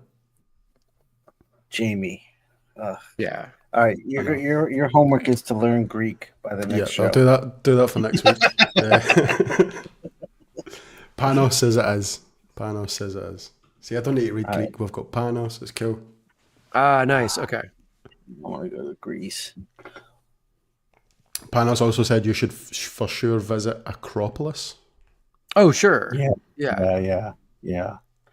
Oh, dude. Jim, we need another international excursion. We haven't had one in a while. We're due. Yeah, I mean, I was actually talking to West Coast Dave about this, and I am going to try and do Japan this year, I think. And that would be, if you want to join us, Sean, that would be, I believe, like the year, like November, December, because we want to do Tokyo Comic Con, and then the other comic convention happens during those times. And when I was out there with Mateo, man, being there in kind of fall, I feel like that's the right time of year to be out there, because I think their summers there are too hot and uncomfortable. Right. Yeah, that sounds great to me, man. I'm fucking, as long as I'm not crashing the party, I'd love to go. No, I think we're trying to get like a crew of us, like Brian Moss, maybe Alika from Hawaii. So yeah, it would be like, oh, dude, Manga Quest. I am in. That's going to be a life-changing trip. Jamie, we're going to force you to show up. You got to go. Dude, please do. I'll be there. Oh shit! You'll love it. It'll be. I don't know who's paying for it, but I'll be there. Right. Ask the con if they need like some videos made. I'll show up. Jamie, we're going to get enough super chats in this over the next year. I like that idea. So guys out there watching, super chat to support Jamie's first Dude, Japan. Someone's asking about the Singapore show? Isn't that around the same time? Yeah. So in 2019, I did Tokyo Comic Con, hung out there for a bit, and then I flew to Singapore with Peach and Yo, and we did Singapore Con, which was in early December. Did Mateo do Singapore with you? No, he took off. I'd love to do that. Like that trip sounds awesome.